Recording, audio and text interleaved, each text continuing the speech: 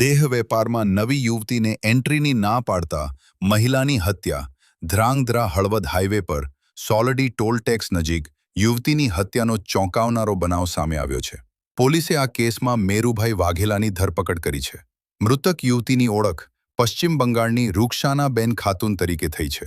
યુવતીનો મૃતદેહ modern school પાછળના અવાવરુ વિસ્તારમાંથી મળી આવતા વિસ્તારમાં ચકચાર મચી ગઈ હતી. પોલીસ તપાસમાં બહાર આવ્યું છે કે મોડી રાત્રે આરોપી મેરુભાઈ વાઘેલા ઘટના સ્થળે પહોંચ્યો હતો. ગ્રાહકો બાબતે રૂક્ષાનાબેન સાથે થયેલી માથાકૂટ ઉગ્ર બનતા આરોપીએ છરી વડે હુમલો કર્યો હતો. હુમલા બાદ આરોપી સ્થળ પરથી ફરાર થઈ ગયો હતો.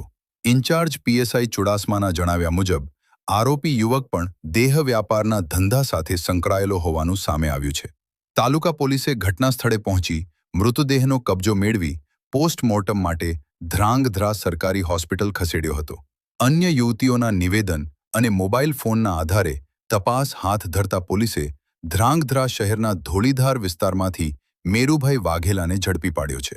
ગઈકાલ તારીખ 9/3/2026ના રોજ ધ્રાંગધ્રા પોલીસ સ્ટેશનના સોરડી ટોલ નાકા નજીક જે સામેની પડતર જે જગ્યા આવે છે સરકારી ખરાબામાં, ત્યાં આ કામના જે આરોપી છે મેરુભાઈ, એ મેરુભાઈ એક એની સ્ત્રી મિત્રને ત્યાં લઈ આવેલ અને જે બદકામ કરવાનું માટે બાજુમાં જે બીજી 3-4 મહિલાઓ જે બહારથી આવેલી હતી અમદાવાદ, એની સાથે વાતચીત કરેલ, જેથી જે હાજર મહિલા તે ના પાડી કે ભાઈ આ જગ્યાએ આ બદકામ માટે આ સ્ત્રી આવી શકશે નહીં.